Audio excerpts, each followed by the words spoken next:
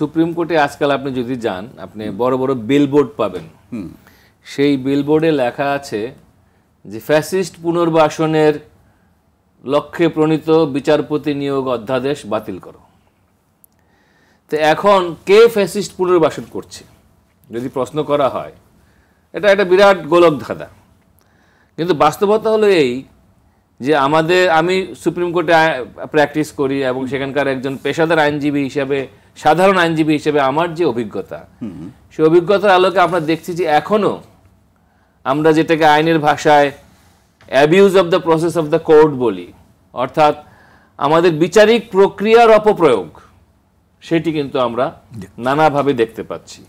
এবং আপনি যদি আইনের শাসন, মানবাধিকার এবং মানুষের যে মৌলিক অধিকার যেটা আমাদের সংবিধানে সন্নিবেশিত আছে, সেটিকেও যদি রক্ষা করতে চান, তাহলে আইনের যে বিচারিক প্রক্রিয়ার সুষ্ঠু প্রয়োগের কোনো বিকল্প নাই। কিন্তু আমরা কি দেখছি, যেটা স্বৈরাচারী সরকারের আমলে হয়েছে, যে রাজনৈতিক বিবেচনায় অ্যাটর্নি সার্ভিসেস নিয়োগ, রাজনৈতিক বিবেচনায় বিচারক নিয়োগ, এগুলো যখন হয় রায় প্রভাবিত হওয়া তো স্বাভাবিক, এটা ন্যাচারাল কনসিকুয়েন্স।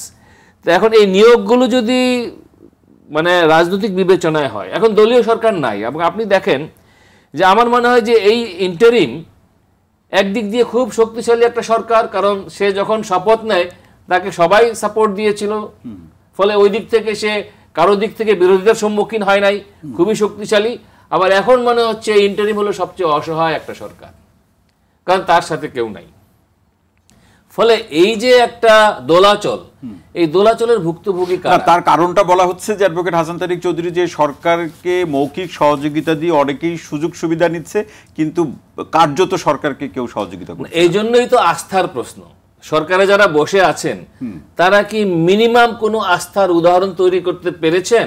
যেমন ধরেন যে এই যে ছাত্রদেরকে যমুনার সামনে যে গরম পানি ঢালা হলো, আবার আরেক অংশকে ঠান্ডা পানি দেওয়া হলো, এই যে ছাত্ররা আন্দোলন করে, যে শিক্ষার্থী এবং জনতা আন্দোলন করে দেশে একটা অভ্যুত্থান সৃষ্টি করলো, তাদের বেলায় সরকারের যখন দ্বিচারিতা হয় বা দ্বিমুখী আচরণ হয়, তখন কিন্তু তরুণদের ভিতর থেকে আস্থাটা নষ্ট হয়ে যায়। যে নাগরিক সমাজ, এই শিক্ষক নেটওয়ার্ক একটা, যারা এই অভ্যুত্থানে সক্রিয় ছিল, তারা এখন আজকে এই সরকারের সমালোচনা করছে। কেন কেন্দ্রীয় শহীদ মিনারে এখন লেখা হচ্ছে জুলাই অভ্যুত্থান বিক্রয়ের জন্য নহে, সংবিধিবদ্ধ সতর্কীকরণ। এই যে কথাগুলো বলা হচ্ছে, কেন আজকে চট্টগ্রাম বন্দর এত বড় প্রতিবাদের পরও বিদেশিদের কাছে লিখে দেওয়া হচ্ছে? কেন আজকে বাংলাদেশে বিদেশি মার্সিনারি, আমি বলবো বিশেষজ্ঞের নামে ইত্যাদির নামে ডেকে এনে আমাদের দেশের আভ্যন্তরীণ ব্যাপারে হস্তক্ষেপ করা হচ্ছে? ফলে সার্বভৌমত্বের প্রশ্ন, আমাদের বিচারিক ব্যবস্থার প্রশ্ন, সবকিছুই আজকে অরক্ষিত। আমাদের মাননীয় প্রধান বিচারপতি বলেছিলেন যে একটি নীতিমালা করে সেই নীতিমালার মধ্য দিয়ে নতুন করে বিচারক নিয়োগ দেওয়া হবে, কিন্তু আমরা কি দেখলাম? নীতিমালা হওয়ার আগেই বিচারপতি নিয়োগ প্রক্রিয়া সম্পন্ন। ফলে এই যে ঘটনাগুলো একের পর এক ঘটছে, এই ঘটনা সরকার সম্পর্কে আমাদের রাষ্ট্রের যে তিনটি অঙ্গ, আমাদের জুডিশিয়ারি, আমাদের লেজিসলেচার তো নাই এখন, আমাদের যে এক্সিকিউটিভ, প্রধানত নির্বাহী বিভাগ আজকে ব্যাপকভাবে প্রশ্নবিদ্ধ। আপনি সচিবালয়ের ঘটনা দেখেন, সচিবালয় একটা সবচেয়ে অরক্ষিত জায়গায় পরিণত হয়েছে। সেনাবাহিনীকে ম্যাজিস্ট্রেসি পাওয়ার দেওয়ার পরও এখানে আমার সিনিয়ররা আছেন, একসময় যখন মিলিটারিরা আসতো মানুষ সোজা হয়ে যেত, বাজার ঠান্ডা হয়ে যেত।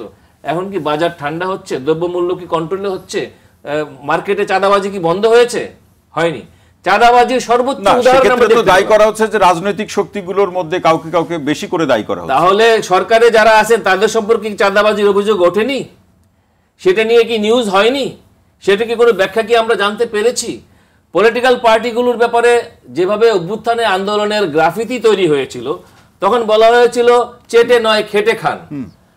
একই রকম ভাবে এখন জনগণের ভিতর থেকে কিন্তু সেই গ্রাফিতির নতুন স্লোগান তৈরি হয়েছে। সেটা কি? চাঁদা আনলে পুরস্কার, ধরা পড়লে বহিষ্কার।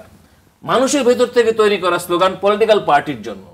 তাহলে যেই পলিটিক্যাল পার্টি ধৃত চাঁদাবাজকে বহিষ্কার করছে, তাদেরকেই কিন্তু জনতা ইঙ্গিত করছে যে চাঁদা আনলে। তাতে কি আসলে যাদের জন্য এই স্লোগান বা গ্রাফিতি, তাদের টনক কি আদৌ নড়ে কিনা মনস্তাত্ত্বিক ভাবে? কতটুকু দেখেন? ইতিহাসের ট্র্যাজেডি হলো, সবাই জানে যে ইতিহাস থেকে কেউ শিক্ষা নেয় না। এই যে অভ্যুত্থানটা বেহাত হয়ে গেল, যে অভ্যুত্থান বড় একটা পরিবর্তনের সূচনা করতে মানে একেবারে ব্যাহত হয়ে গেল, এটা আপনি এখনো তো সুযোগ আছে নাকি? না, এখন তো আমাদের রাশ অনেক দূরে সরে গেছে। এখন আর এটাকে আপনি দেখেন, ইলেকশন অনিশ্চিত, মানুষ জানে না ইলেকশন, যদিও বলা হচ্ছে ফেব্রুয়ারির প্রথমার্ধে, কিন্তু যারা বলছে যে বিচার না হলে পরে, দৃশ্যমান বিচার না হলে পরে নির্বাচনে এটা প্রহসন হবে, এটা বিরাট প্রেশার আছে। আমাদের দেশের বিভিন্ন মতবাদী গোষ্ঠী আছে, বিদেশি শক্তি এখানে ইনভলভ হয়ে গেছে। এইরকম একটা অবস্থায় আমাদের দেশটা ক্রমাগত একটা ব্যর্থ রাষ্ট্রের দিকে যাচ্ছে। আমরা আশার বাণী তো শোনাতে পারি হয়তো, কিন্তু আশার তো একটা কার্যকর উপস্থিতি থাকতে হবে, বাস্তব পরিস্থিতি থাকতে হবে।